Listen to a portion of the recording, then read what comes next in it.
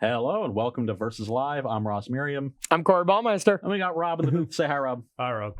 Always does it well. Love Crushes it. Home runs. Yes. As always, brought to you by Star City Games and Carnox Chairs. If you want one of these, make sure to go to carnox.com/SCG. And if you use that affiliate link, you will get 10% off of your purchase. And if you want 50% off of something, it's September. So you can get 50% off of subs. So that's nice. Not sub sandwiches, though, to be confused.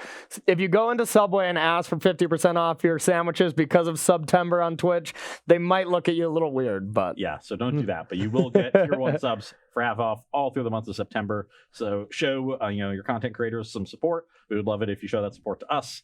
I'm still waiting on our free subs. For September, just like we're still waiting on our free chairs. So if you want to bother Cedric about that, you can tweet at Cedric A. Phillips. Tell him that, we are very hardworking individuals and we deserve that. You can make the difference for our comfort and stomachs. We are depending on you. You are our only hopes, Obi-Wan Kenobis. We haven't eaten in days. Okay. We got the beginning of our favorite time of the year. This is preview season, but not just any preview season. Preview season for post-rotation standard. So everything's changing. A ton of new cards, completely new environment. And this is the first day we're going to start exploring it. We got plenty of cards already previewed, and we're going to bring you some of our favorites today in 6 new post-Throne of Eldraine standard decks. Exactly. So to clarify, we are losing 4 sets. We're losing, Dominaria, Ravnica Allegiance, Guilds of Ravnica, and Core Set 19. Exactly. So we're losing all those, and then we got a new set coming in that is not legal yet, but we are going to be able to play a little early action here, kind of give you a look at what new standard is going to be past rotation. Now, we don't have every card, so, of course things are going to change. There might be some busted cards coming out as we speak. So feel free to tag at SCG Tour if you want to talk about any kind of new spoilers, anything like that. And we will maybe even just add cards on the fly if they're really that sweet. But. Yeah, who knows? We'll see what cards come out. I know Wilderness Reclamation came out while we were doing Versus Live, and Todd went nuts the entire time. I was like, how is this card? Loud, it's just busted. I guess he was throwing it in his elf deck. And so we're going to start with 2 decks, both featuring Nissa Who Shakes the World. Still a very powerful card. Powerful, Powerful post-rotation. I am borrowing from the Simic ramp kind of shell that we saw last season, but I'm including some food token synergies. Okay. So I'm dubbing this deck Simic Hungry Man Dinner. Ooh, I like it. So I think mine is more of an Abzan Midrange deck where I'm playing some new Planeswalkers. I'm playing Garrick, the Huntsman. I believe it's called Garrick the Hunted Huntsman. There we go. Garrick the Hunted Huntsman, as well as Questing Beast. I believe that's the only new cards in the main deck, at least. Got some sideboard tech. Playing Kethis as more of just like the Hero's Downfall too. Yes, and Murderous Rider, which I think is probably going to be, out of what we're going to see today, if I could call it, seeing what is going to have the biggest impact, I think it's going to be Murderous Rider. I think that card is insane, especially in our third matchup where I'm playing a mono black deck that can actually return creatures from your graveyard. I guess it's not super relevant because Murderous Rider does get tucked underneath. So when it dies, we can't actually bring those back, which that's probably was well tested. Yeah, that seems pretty smart. Every time I hear think of that card, I keep trying to call it in my head Midnight Rider, and then I have a song in my head, and I get confused. I'm like, that's not right. So that's just going to be a name that escapes me forever. It'll be played all the time. Everyone will be like, Ross, this card has been cast against you 700 times, 30 times on camera. You got blown out by it every single time. How do you not know the name yet? I'm like, you took second in 2 opens because of these Murderous Riders, Well, my allegiance is alive with the Allman Brothers Band. Okay. Fair.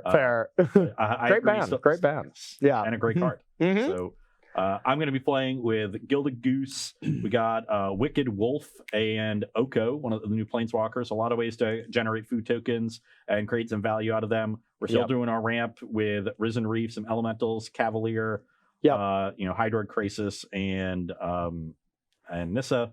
So still got that shell around it, but I like Gilded Goose as just another 1 mana, mana creature. So you can play Gilded Goose on 1, play a 2 mana creature without using the food, and then just play your turn 3 Nissa. And I mean, honestly, even like late game, if you're up against a red burn deck, for instance, and you can just late game make some food and, anti-lightning bolt yourself in the face every single turn, I think that has relevance, especially when you have all this leftover mana, which your deck is very good at generating. So Nissa will be able to give you that long-term game with Gilded Goose where it doesn't have no text after you use it on the first turn. So I think it could be sweet. And turn 2 Oko seems busted. Oko is going to be great. And then Oko is another way to use that body late. If you're not playing against an aggressive deck, playing against a control deck, and you need to turn that O2 into something that can attack a planeswalker, and just turn it into a 3/3. It loses its abilities, but it'll get in combat, do some damage there after you already have enough mana. The rest of its abilities aren't as relevant. When its abilities are relevant, they're there for you as a mana sink, and Oko can help it. So I like those cards in this deck. I think Wicked Wolf is a nice bridge card. I think it's good. I was a little unsure about it, but even in the practice game we played before we got on camera, the card did a lot of work. I think it's going to be really good. It's going to be a particularly good card, I think, against heavy removal decks. It'll sit around with those extra food tokens, and it'll be like Bristling Hydra was for energy a few years ago. If you play it and you have 2 food tokens, do you remember what happens when you play Bristling Hydra with 6 energy? It lives. And dominates the battlefield. And I mean, there's the only thing that I would think is, it can still get Teferi Time Reveler bounced, but there's not really any Veraska's Contempt type removal that can exile 4 drops. You have Legion's End, which can take out 2 drops and 1 drops, but there's not much that can really deal with that as it stands. But there is Reeve Soul that was just previewed. 2 mana sorcery that exiles something with power 3 or less, but you can get it up to 4 power. So. Yeah, and even got the big game hunter white card. I believe that is still destroy. Yep. And so I mean, you have Prison Realms that hang around to deal with it. So there's still things, but either way, I think it's going to be great. So what I'm going to be focusing on with Abzan is also the ramp elements with Paradise Druid and Incubation Druid, and still trying to ramp into, and even Kethis is a ramp spell in this deck more than it is a value card that we see in, Kethis combo right now. It's definitely just more for ramp and then late game bringing back maybe 1 or 2 spells. Still a lot of value. Not sure about that completely. But then the strength that I'm going to be leaning on is having removal to interact with yours. I think you're going to be lacking a little bit of interaction to deal with me, but I think your deck goes way over the top with Crisis and stuff. So it's going to be interesting if removal or card advantage is going to prevail. And I really don't know the answer to that. So typically I would say the card advantage is generally better. I would think so too. When you can remove key elements and sort of break up my board position and leave me with just some mana creatures, you should be able to crash through pretty early, because you go wide with Tolsimir and Nissas and Kethis, so you're going to have a bigger battlefield than I do. Usually going to be sitting behind 1 or 2 blockers. So if you can clear those away, you should be able to end the game in a hurry. And it seems like I'm going to have to really focus my Othakayas and Tolsmirs on Risen Reef, because otherwise Legion then doesn't hit it, and I don't really want to Garrick negative on a Risen Reef, but the card is that impactful. And if I let them accumulate on the board and I could Legions End them, that would be great. But that's just not, it's not how the card works. Well, enough of us talking about it. Let's try to play and figure it out, huh? Let's do it. And I'm on the play because the marbles are over there. On a Legacy Day at that. Can y'all believe it? All right. Even a broken clock is right twice a day, Corey. That's true. And broken Legacy decks are right a lot more than twice a day. Let's see what we got here. Got some lands, got some mana creatures, got some payoffs. I'm in. You're good? Okay, and we take a peek at my hand. And I mean, these preview cards here are definitely sweet. Hopefully you can tell exactly what they are. But this hand's great. We got all our colors, so we're going to keep. Okay, I'll start on a breeding pool. Okay. All right, no Goose. Okay, that was a great draw. So we're going to start with Temple of Silence. I'm sure I'm going to be Temple... Oh, sorry. I'm going to start with the Temple of Silence here. I think I'll keep this. This card's probably going to be pretty important. Your turn. So says you. I'll start on a Paradise Druid. All right. That's the turn. Paradise Druid, probably. Paradise Druid for me, I think, is one of the old cards that's going to stick around, that's going to improve the most, because Chain Whirler's going to be gone. And it was already a great card, but it had that weak point because red was still pretty big, Yeah. And now mana bases are worse, so the fixing is important. Yeah. No, I think it's going to be awesome. So that was perfect. Definitely needed a land here. And do I want to develop my mana more, or do I want to stymie Corey's? And I think the nice use of stymie. stymieing Corey. So I'm going to play a Wicked Wolf and fight the Incubation Druid. Yeah, that seems good. Yeah. That's all. Historically, when you're playing these like mana creature mirrors, being on the play and going mana creature, kill your mana creature, especially in like a tempo positive way. Pretty good. Pretty wild you even thought about that one. Play 2 mana creatures to set up for next turn. That's fair. Well, we're going to hope those mana creatures are Paradise Druids. Yeah, one of them is. All right. See, look, I'm getting punished. Not bad, not bad. And an Overgrown Tomb tapped. Your turn. Let's attack for 3. Okay. You're not that punished, though, because I just hit Paradise Druid and I just get both of them in play. Yeah. True. Yep. 17. All right. You can go. Okay, now I do not want any Nissa action to happen here. I don't really have too much of a choice. I mean, I can prevent this Druid from sticking around with this, but I am just throwing that away. I think that's completely reasonable. And I just really want to slow you down, so we'll Vraska that. But it is just going to die, so your turn. Ugh, not great, so attack the Vraska. Gone. Just pass the turn. All right. Hey, Ross, you're a little quiet. Could you move the mic a little closer to your mouth? Sure. Thanks. God, I've never said that sentence to Ross in my life. There we go. That should be better. Yeah, that is not something I usually hear. Okay, so I believe it is time to play my first new Magic card, Questing Beast. That was a good one. Boom. Did you know exactly what it does? Because if you got an extra 10 minutes, I'll read it to you. I think we're good. Okay, put you to 16. I don't play this tapped. Your turn. Not sure what we're finding here. It's good. That's a land, but we're still behind. And Yeah. we've drawn a bunch of expensive cards, unfortunately. That's kind of the problem with losing 3 of your accelerants, huh? Yeah. Okay, that was a pretty strong draw. Now we're going to be falling behind. We'll attack. I go to 12. All right. Now, if we look at our hand, we have options here. So we have this beautiful card. It's not insanely good right now. I kind of regret not playing this because I could have played this card this turn, and it would have just been a little bit higher of an upside. But I think we're still just going to cast a Kethis. Your turn. We're hoping to fade this Nissa. We're hoping you have 3 5-drops in hand. I have 4 5-drops in hand. All right. Of Temple of Tilt. Temple of Tilt strikes again. This would have actually been a solid draw. Yeah. Because it would have made my Wicked Wolf a much better blocker. Yeah.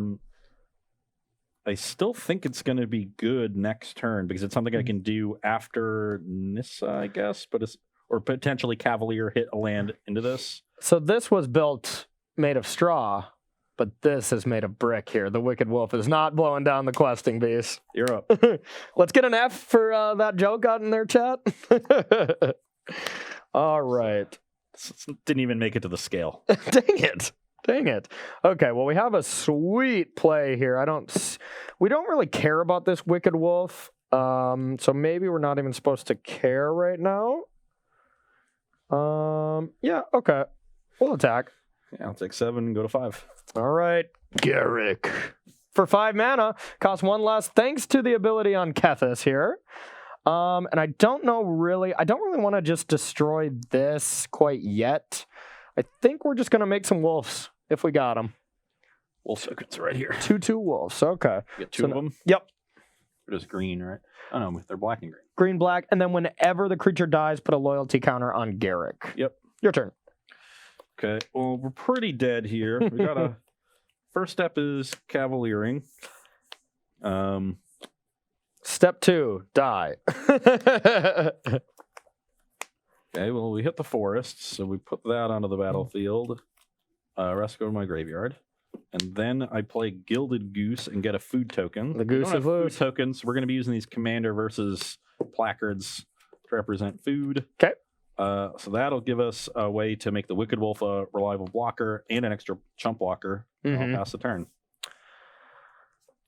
I will Murderous Row that.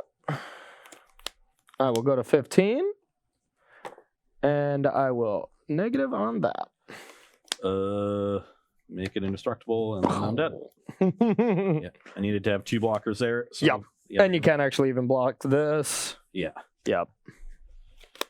Not bad showing. You stumbled. I mean, it's hard to say stumble because I definitely had something to do with your mana base, but you also, like, I mean, I was setting up a turn 3 Vraska that was going to be great. You killing this forced me to use removal instead of play the play I wanted, but then I just, I drew out of it, and you didn't. Plain and simple there. You know, if I go double mana creature there on turn 3 instead of killing your incubation druid, you can't really Vraska kill one of them because then your Vraska still dies. So you probably still just have to Legion's End the two. Then I Wicked Wolf your mana creature, and we're in basically the same spot. Yeah. Except I've missed 3 damage. Mm-hmm. Yeah, because I still would have had to Legion's End because I'm just terrified of Nissa. So no matter what, my game plan is to make sure when you untap, you don't have 5 mana. You know, that early in the game where Nissa is bad, so I would have Legion's End, you're right. Yeah, I think if if that 5th land enters untapped, like maybe I've got a shot at stabilizing. Yeah. The Garruk is probably still too good. Yeah, Garruk was just going to be insane. Yeah. You know, just making 4 power spread across bodies, like in a matchup where you usually have one giant creature, just seems insane. Yeah, anytime you get to land a Planeswalker wall ahead, and I'm still in the defensive position trying to still stabilize the battlefield. It's usually over, yeah. You're going to generate so much value that even if I do stabilize, like, it won't be enough to actually turn the game around. Yep. So we're going to play one more game 1 here, but Rob, you got any questions queued up? Yeah, we have one from Histeus, so I haven't Shocking. seen a little bit. Yeah. They ask, given the off-kilter mana, what colors do you expect to be very popular in week 1? Green, because it has other forms of mana fixing. There's Flower Flourish if you're Selesnya, which is great because you only have the one Selesnya dual land. You have Paradise Druid, which we mentioned, Incubation Druid, Gilded Goose. So a lot of different ways to fix your mana in green. And then black, you're going to see the mono black deck that Corey has built at the end of the show. I think that deck, of the 6 decks we have today, it's the deck I'm most excited by. Yeah. For me, it's Abzan. I've been wanting to play with Tolsmir and Garruk so much. These black cards seem really powerful. I think you get a lot of value out of the monocolor mana base. There's some cool colorless utility lands that you can play to get some value. So.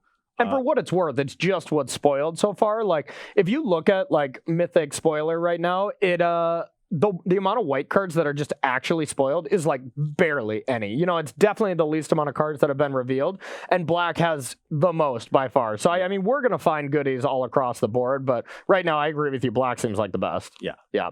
So the Golgari colors seem like the ones that can either compensate you for the lack of mana fixing from lands, in both directions. So the green does it by giving you extra fixing. Black does it by giving you a density of good cards in that color that you don't need another one. Yep. And I think any deck that can, to answer Histeus' question as well, any deck that can just play 8 temples, I think is going to be really important. Like, so Abzan can play 8 of them. And right now, this is all the lands we have. I mean, I'm sure we're going to be getting some form of lands, but I think 8 temple for this 5-set standard is going to be really important. Yeah. And that'll slow things down. And that means the cons are the color combos that get 8 temples. Yep, exactly.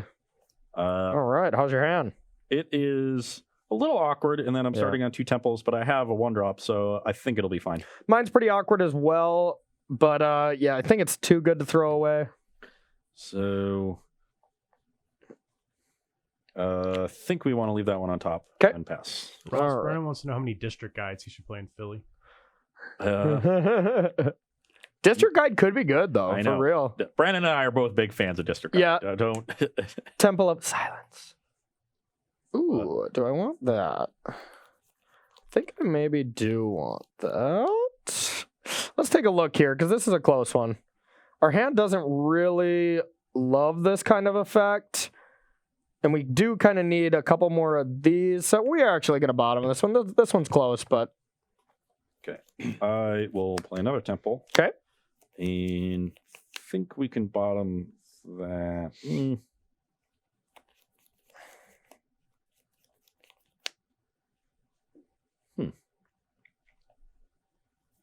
Actually, I think we're going to have a need for more mana, so let's keep that one and play a Gilded Goose. The goose is loose.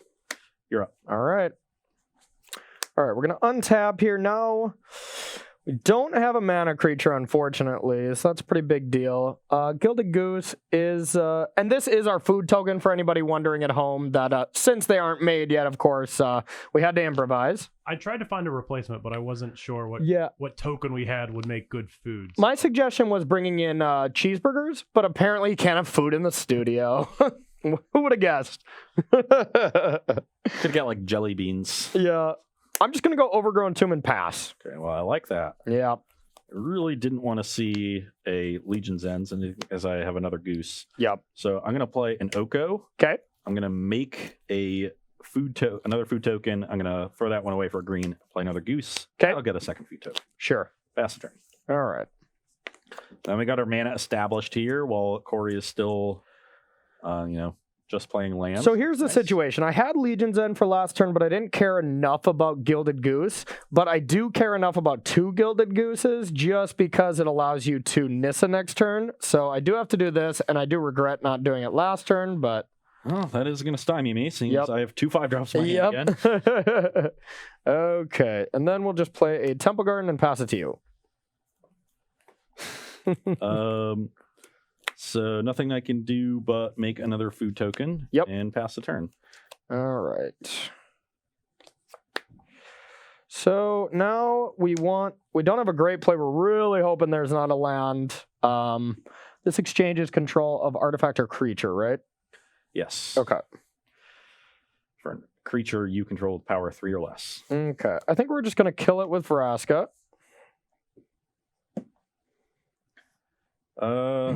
Question is, yeah, I guess that's going to happen regardless. Then it's going to be your turn. Now, do you want to eat? You hungry? I don't think there's any real reason to do it now. Probably not. So I'll just leave him around. Okay. No land. Yeah, unfortunately, drew 4th land and then mana creature. in Yes. order. Yes, that's so huge. Pass the turn. That is so big. All right, now we get to have some fun. Okay, so we're definitely not going to sacrifice anything, but we will tick up. And now I think we just want to be the first one with Nissa here. And we have other... No, that is actually our only option. So, yep, Nissa, who shakes thy world. All right, we'll tick up, and we will attack you. Thank you. Appreciate it. I will go to 17. Your turn. Now, Nissa coming down when we already have a Nissa is just a little better.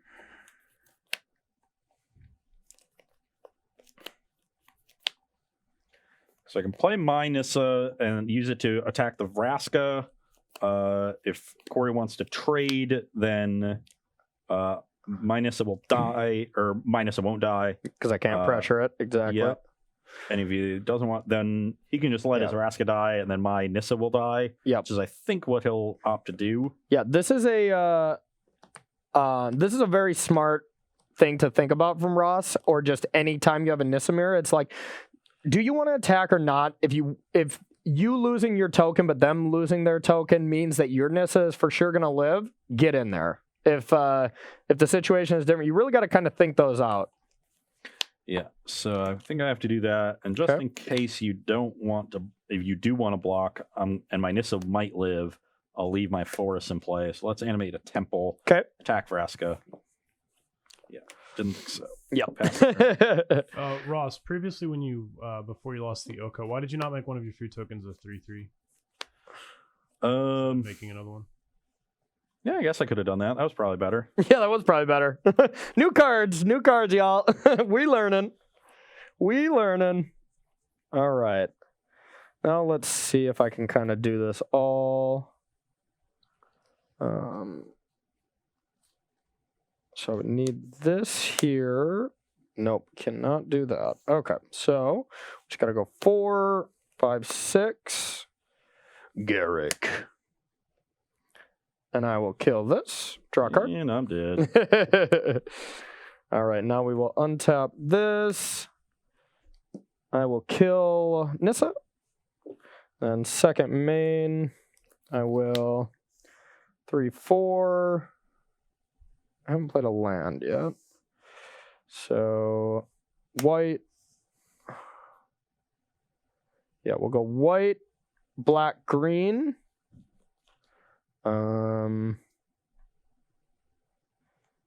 Kethis. Take 2. Go to 18. With Kethis' ability, go black, green, green Vraska. Kill this. All right. That's it. Your turn. It's pretty good. Abzan Super Friends, with Kethis being their bookkeeper. Yeah, I don't know how much the dynamic of this game changes if I just make a 3/3, which would have been significantly better. You would have had Nissa this turn, I think, which is huge. Well, you would have had Nissa first still, but then I would have forced a trade, put your Nissa to 3, but then you would have had Vraska. So you would, yeah, I don't think that changes anything. I think I would still win, but I agree it would have been much closer. Yeah, I guess you would have been down a land, so that's the big thing. Yeah. So you probably wouldn't have this Kethis on the battlefield. Yeah, but this was like just a whatever play, you know, like Kethis just might not be that good. Who knows, you know? But I think being a 3/4 is a solid body. We've got a lot of things that deal that done. I'm guessing, right? Deal 3. Yeah, I'm just I'm dead. I have 2 Cavaliers. Like I'm not catching up. Is that good? It was really just both games having my what would be my 5th mana essentially enter tapped, either the temple or drawing the mana creature, and that flipped the script and let you Nissa before me both games. Yep. And you got a 2-for-1 out of the Legion's End both times. So your removal is really important, not for dealing with like my key creatures on the battlefield, but for just dealing with my mana creatures early. Yep. And Legion End got a 2-for-1 both games. Yeah. That's huge. 2 mana, 2-for-1, as well as you drawing a mana creature when you're supposed to be drawing a mana there. Like, if you get Nissa down first, you know, I'm in a lot of trouble. Like, then I start slamming Cavaliers and you got pretty unlucky, I have to say. All right, well, we are going to take just a short break to get sideboarding ready here. So make sure to get your questions queued up and we'll get those answered and see you after the break. All right, we are back here for sideboarding with Simic Ramp against Abzan Midrange. Basically, both decks are bringing out some of our more mid-range cards, getting better interaction in our decks, and getting cards that are going to be able to take over a longer game. On my side, it's Biogenic Ooze. It's a great mana sink. You know, the oozes keep growing. Eventually, they'll just outpace any sort of Nissa nonsense that's going on. Yep. And if you do also have Nissa going with it, you just have so much mana. So this is definitely going to be a good card. And then Veil of Summer and Aether Gust gives us some good interaction. Veil will stop the black removal spells. Aether Gust can, you know, stop a Nissa for a little bit or maybe clear the way for me to be able to kill a Nissa or some other creature. So I think both of these are going to do some good work.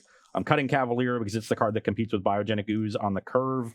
We're turning 1 mana creature since games are going to slow down. I want my top decks to be a little bit better. And then some of these Okos, I don't want to draw too many of them. I think, you know, even though I should have made that 3/3 in game 2, we went over it. It wouldn't have made a big difference in the game. I don't think those 3/3s are going to make a big difference. Yeah. That's going to be better against aggressive decks where the food tokens are also relevant, better against, you know, control decks where the 3/3, generating a 3/3 every turn is still going to be good. But in this case, like both decks are just going way over the top of what Oko is doing. We're going to keep a couple in for the food synergies going around, but not going to be a central part of the game plan. No, makes sense to me. So on my end here, first step, I'm thinking on the draw, Oath of Kaya is just not necessary because the way it works out, you get a 2-drop and then you get to play a 4-drop before I even get to interact, and then you could, you know, stem into a Nissa or something like that. So I'm just a strict upgrade here from Noxious Grasp. Noxious Grasp just kills everything in your deck, I believe. I don't think it doesn't touch anything. So this is just going to be the best card here. Another Legion's End because it does also kill most things. I can get lucky and get, you know, maybe 2 Gooses like we had before. I can get a Krasis after you play a giant Krasis. And then also clear up a pile of ooze. That's true. Yeah. So I think Legion's End, just like in what our current standard is pre-rotation, is still going to be busted. It's just a phenomenal card that just has a lot of text on it. And if I know one thing about cards with a lot of text, they good. And then also Ethereal Absolution. I have 2 of these in the board. I don't know about the card, to be honest. It was all in theory in case you were playing some kind of smaller deck, but it does also hit like Risen Reef and Paradise Druid, as well as gives me some flying to kind of go over the top late game and stuff. So you know what? I'm actually going to bring in another one here. Second thought. And then what I'm taking out here, Questing Beast on the draw seems a little not too great against or in this matchup because it's not attacking for 6, which is pretty important when I'm trying to attack Nissa or something. It just seems like a good creature, but on the draw, nothing too insane in this matchup. So we're going to go down to just 1 Questing Beast. Took out 1 Kethis because drawing 2 Kethis is pretty bad. I want to play the control route when I'm on the draw. On the play, I might change my strategy a little bit more, but I think this is what I like for being on the play. Awesome. All right, let's do it. Let's take some questions while we're shuffling, Rob. All right, so the first one, we have one for Corey's deck.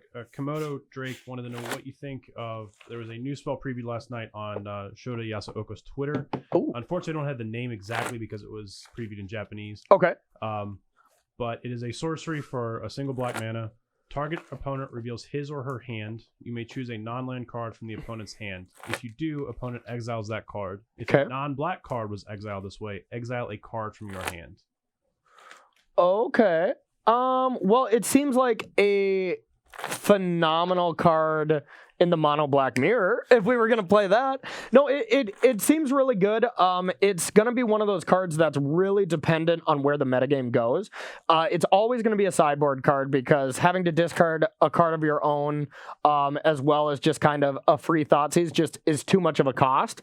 But if you can play it in a deck similar to like Noxious Grass coming in against green-based decks, having that card coming in against black-based decks where there's a lot of important removal or planeswalkers that really matter and it can hit kind of creatures, removal, or planeswalkers for free seems great, but definitely going to be a sideboard card for me. And a sideboard card that you really need in specific metagames. Yeah. Like how dense with heavy black decks do you need the metagame to be in order to play this over duress that you can bring in against for fairy sure decks? 100%. Yep. So it's going to severely depend on metagaming for sure. And in new standard, like where it's going to be the wild west for the first 3 weeks, leave this card at home no matter what. Like it's just you don't know exactly what the decks are going to. But then if like a mono black deck starts popping up, insane. This is a 1 mana take anything, you know? Yeah, it's 1 mana coercion, which is only a 3 mana spell. Exactly. We got time for one more question before we get playing here. And then for Ross, for your deck, somebody was asking about Gaddock the Wizened, which people haven't seen it, is X blue. Legendary creature, human wizard, 3/3. When Gadwick enters the battlefield, draw X cards, and whenever you cast a blue spell, tap target non-land permanent and opponent controls. What do you think about that in a ramp deck such as yours? So it's kind of like Crisis, like 5 through 8, right? Yeah. You're not getting as big of a body, but you can end up like generating a lot more cards. So at 6 mana, this draws 3 cards, where Crisis draws 2. But with the body being worse, the mana cost being different, more intense, I would say. More intense, and the lack of life gain, like you don't have many blue spells to take advantage of the second ability, so that's also marginal. It's certainly worse than Crisis, but you have to ask yourself, like, would I want to play Crisis' 5 through 8? You know, like if I was allowed to play 6 Hydra Crisis, you probably played more than 4. Yeah. But is this close enough to Hydra Crisis to fill that slot and take it over somewhere else? And for what it's worth, it's blue, right? Yeah. Okay, so I mean, that is bad and good. I mean, if you're wanting to play a Crisis-like card, but you don't want to play green, maybe in a different shell or something. Yeah, certainly in a different shell. But in the context of this deck, you know, I could see playing small numbers of it, but you'd have to ask yourself exactly how many Hydra Crises I want. And ask yourself which card you like more, Crisis or that, you know, and I think, you probably want Crisis, but seems interesting. All right, so we're going to get to the game here. I definitely want that in a heavier blue deck where the other ability can come up. Yeah. Like you can counter a spell and tap one of their attackers, you know, and do cool stuff like that. I like that. All right, how do you like your hand there, Ross? I like it quite a bit. So. I think my hand's okay. I'm not going to mulligan it. It's not insane or anything, but... Okay. I will start on a Temple of Mystery in the correct turn, and I think we have enough mana that we can keep that as correct. Right. So we're going to untap, and much more boring, just an Overgrown Tomb. Okay. We will start on Paradise Druid. Okay. You're up. All right. I'm going to copy you this time. Your turn. Ooh, that's an interesting one. And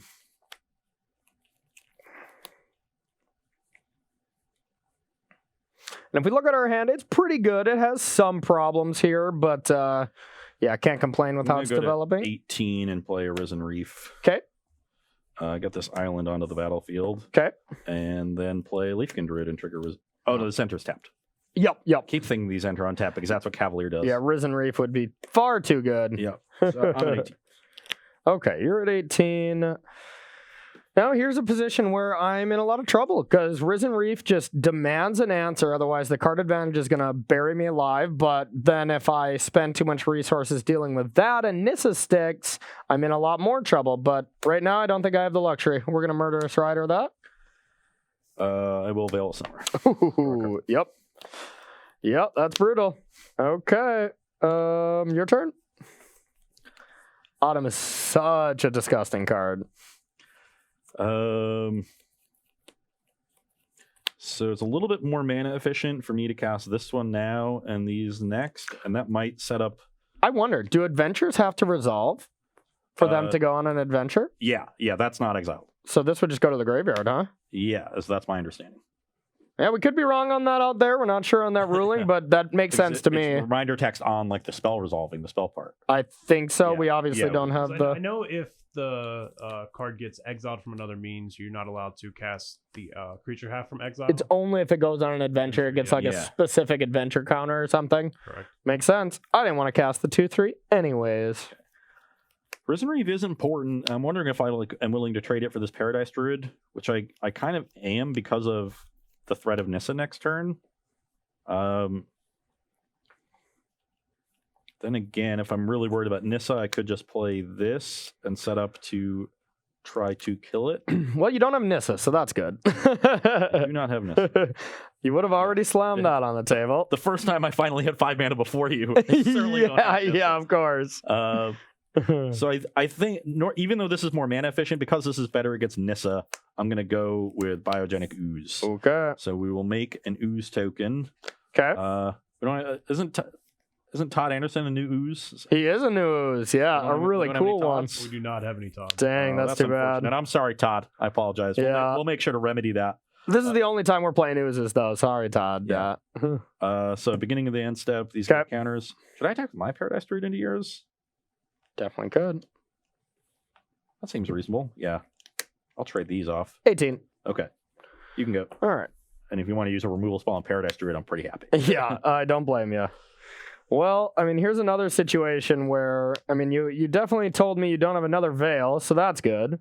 But Biogenetic Ooze demands an answer. Risen Reef is already pretty good as well and kind of demands an answer, but not much we can do besides Murderous Rider that. So you lose 2, go to 16. Go to 16, and then we'll play a Forest and a Druid. Your turn. Okay, so developing your mana a little bit. You got 3 in hand? I got 3 in hand, yep. Let's get in for 3. All right, I will go to 13. I will play a 2/2 Krasis. Okay. Or 4/4 Krasis. I was going to say. Yeah. 2 gain 2. Float 2. I go up to 20. Yep. Yeah, now we're just getting swallowed up by card advantage now. Yeah, we can leave that one. We're behind on creatures, board. I mean, just our hand is bad. My hand is unplayably bad. So this is all bad. All right, what can I do to give myself a somewhat of a chance? So we're definitely gonna go like this. I'll play myself a Kethis, and we will adventure back this. Then we'll ship it to you. That's a Sagala Shrine. So 2 cards left now? 2 cards, yep. Okay, let's play another Risen Reef. Sure.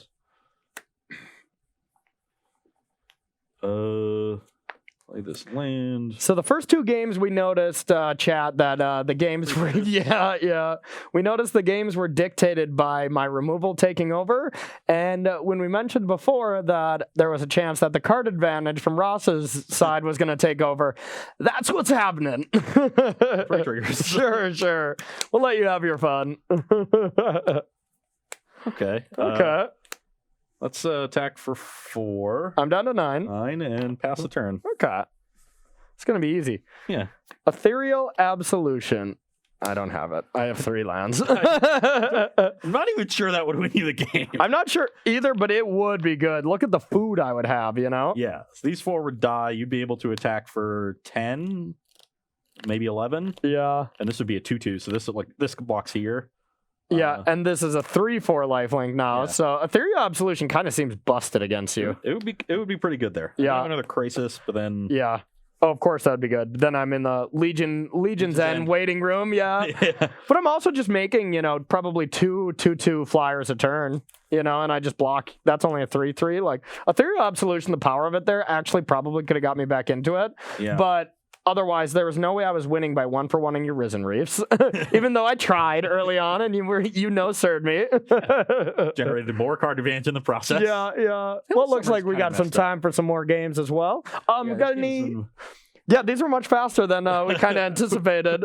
We played one game before going live, and it took half an hour, and I decked myself. At one point, we came in early to play a game to just see, and at one point, we're both head in hand. This board is overflowing from this game, so now they've just been... we just got a hang of the matchup. That's it. Yeah, we exactly. We solved it. We each know how to beat each other now, yeah. We got any questions here while we shuffle up? Yeah, in your Abzan deck, Corey, how do you feel about the Garruk versus Liliana? Garruk versus Liliana. Well, I mean, first of all, for sure, I wanted to play with the new shiny toys, you know? So definitely wanted to do it for that. And then being able to put wolves into play and then have them trigger off Tolsmere is really the interaction that I really just want to happen at least once. Because if you zero on Garruk, you put 2/2/2 wolves into play, you gain 6. They fight. If any of them die, you can automatically emblem the next turn. It's just a busted combo. And frankly, I think Liliana is just not that good. I think the card was so hyped, and it never was really more than a one of. I don't have a lot of faith in the card right now, to be honest. I think one of the big issues with Liliana was the fact that it was printed in a set that made Planeswalkers so dominant and standard. Yeah.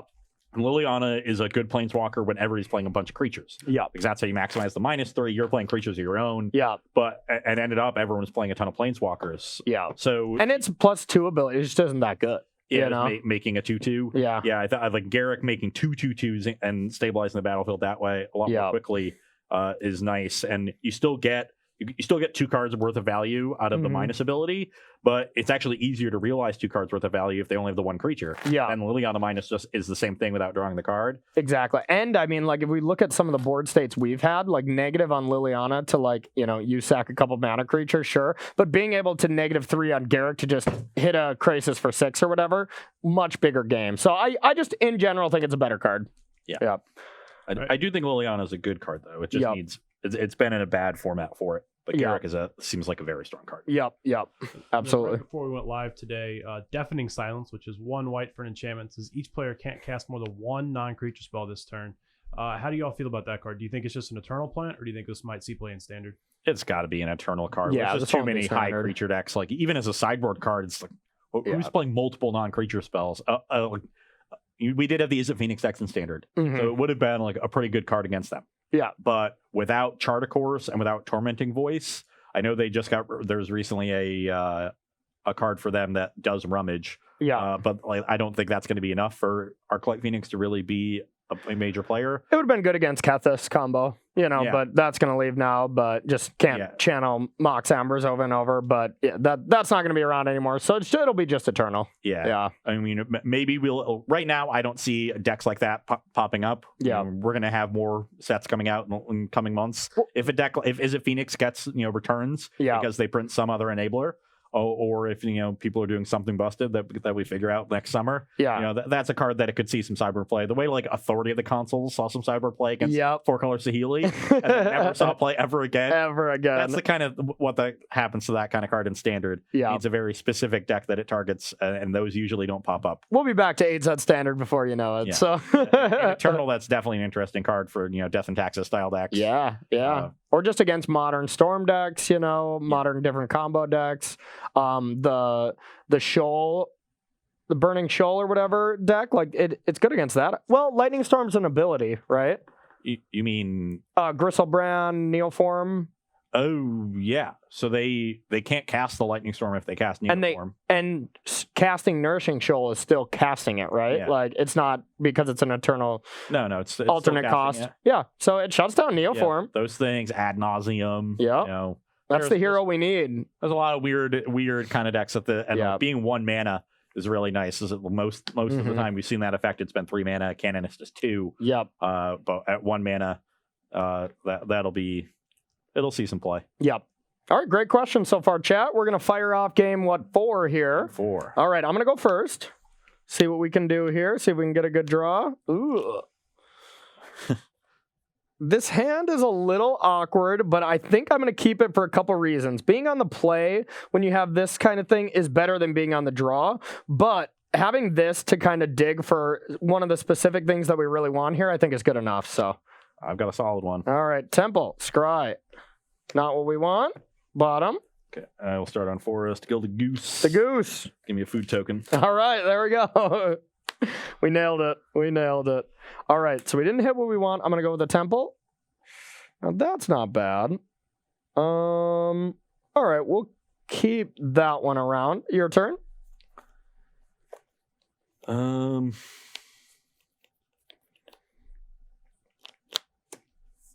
I'll sack my food token. 'Kay. Play Risen Reef. Sure.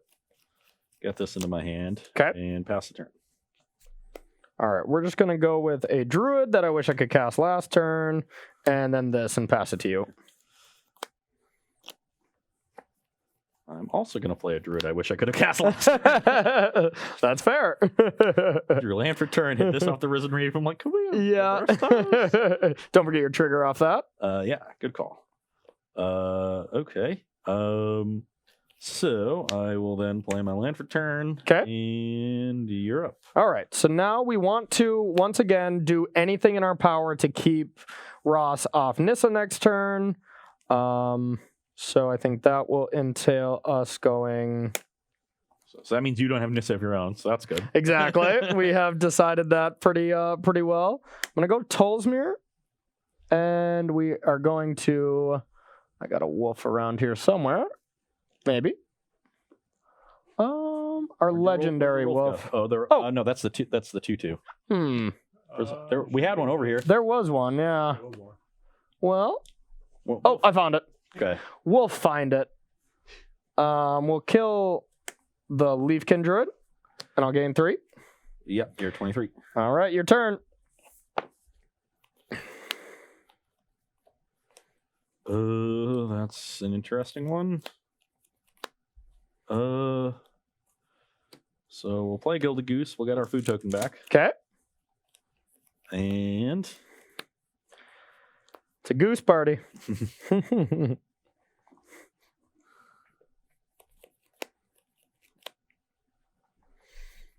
let's play a Temple of Mystery. Okay.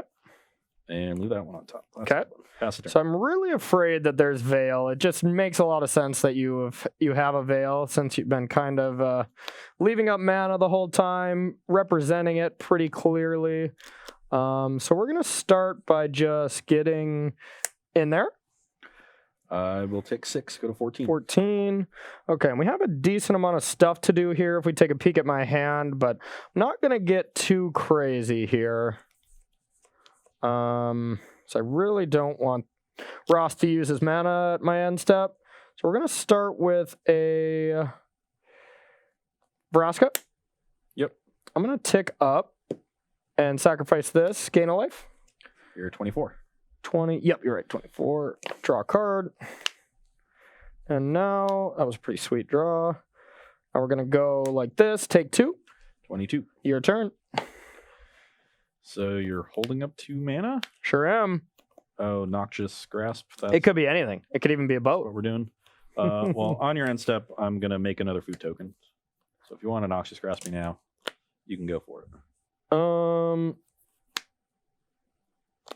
Seems reasonable to me. Do your thing. Okay. Now I will play an island and a biogenic ooze. Ooh. We got some Todd Andersons now. Okay. So we'll get that one out. Nice. One of the latest personality tokens. I like it. I like it. And I'll try to go to the end step and get some counters. I'll attempt to do that. I will Veil Summer. Yep. Makes sense. So we're down to 1 food. I get to draw a card. Okay. These will get counters. Makes sense to me. You're up. All right. All right. Okay, let's see what we want to do here. We got options. All right, well, it's going to start with casting Garrick. That's going to be our first option. Now, if we make wolves, we get to do that play I described. They come in and they do get to fight, which is pretty sweet.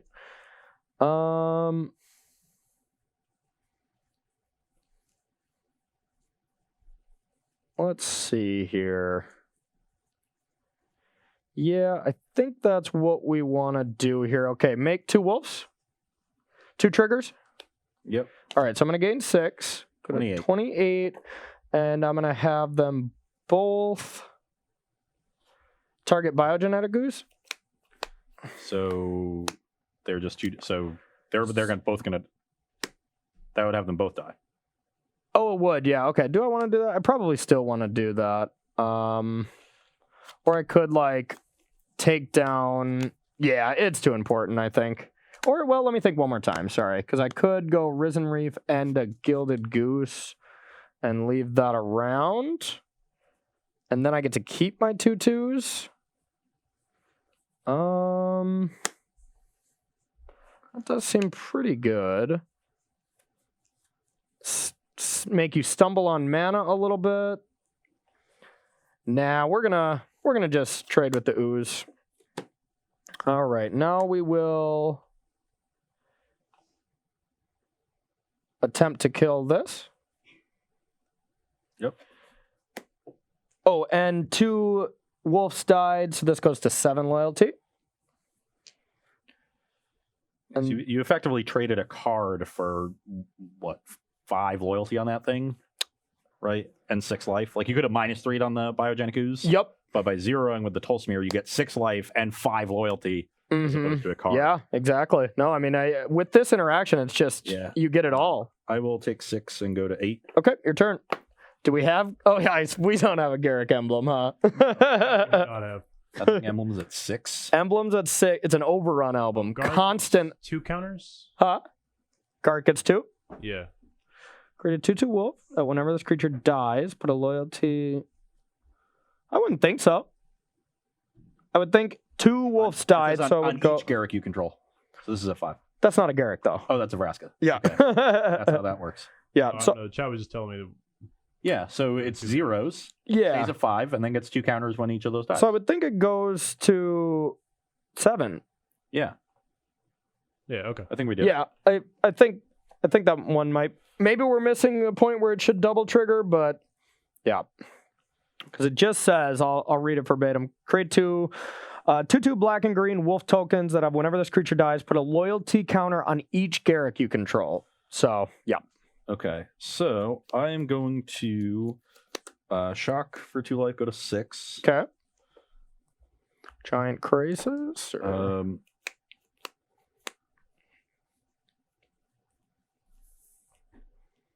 I will play a Wicked Wolf, have it fight the Tolsimir with that on the stack, sack this food to it. Okay.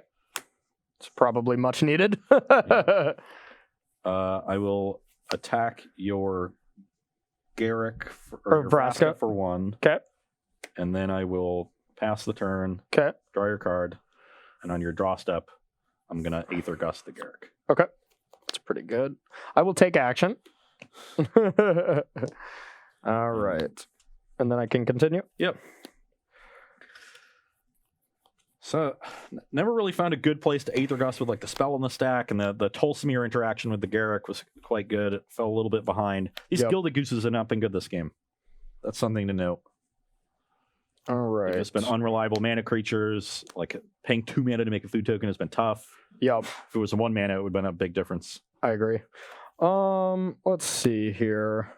3, 4, 5. I can go Incubation Druid and say go with this. Okay, that's probably good. All right, we're gonna go Incubation Druid. Yep. Or wait a minute. No. No, absolutely not. What am I thinking? Black. Sack, draw a card. Throw in the swamp boy. 29. Yep. Garrick. So 5. Take 2. Go to 27. Yep. Get Garrick. Now, I can't do that trick anymore. It's just not as relevant, but I can destroy this and draw a card. Ooh. All right, and then I'll attack for 3. I'll block. All right, your turn. And if we look at our hand, we had a sweet little fun draw. Yeah, fortunately, all I have is a Krasis that's going to die to this Vraska. I just haven't been able to... I needed the Biogenic Ooze to untap. And Corey having the... He was just able to get ahead of me because the Gooses just weren't reliable mana creatures. And I loved your Aether Gust play, but I just have the perfect counter for that. Yep. So all I wanted to do is just be on the battlefield so you're pressured for it. Okay. Well, I will gain 2 life and draw 2 cards. Okay, put you to 8. I'll play my land for turn. Okay. And pass. All right. So this is going to be fun. Yeah, I think I'm going to die pretty quickly. All right, should I play Ethereal Absolution, Tolsmere, Legions, or this? I think I'll go with the Absolution. So that'll deal with this one. Yep. And then I will... Oh, actually, before I do that, I definitely target this first. Why don't you just... Can't you just do that, then Tolsmere, yep, and kill both creatures? Both things. Yeah, yep. That's better than Absolution. So... Well, it doesn't kill you. Does Absolution kill me? No. No. It kills me. But that at least gives you an even bigger battlefield. That's true. I definitely do that first just in case you have Veil. Yeah. And then I get a... So these are legendary. So of worth... Yeah, I actually think it is better to just go Absolution. Yeah. I agreed. Yeah, I forgot they were legendary. Yep. And now I get 3/3 Wolves. And then attack for 4. Yep. Okay, I'll go to 4. All right. Your turn. Yeah, now this Wicked Wolf looks really bad. yeah. So do these two. I'm very Ethereal Absolution I think is the blade, but I think this is going to be very play dependent, where if you were to be able to go like 2-drop ramp creature into Wicked Wolf and kill my ramp creature, I'm in trouble. But if I were to go turn 2 ramp creature into Vraska, kill your 2-mana creature, then you're in trouble.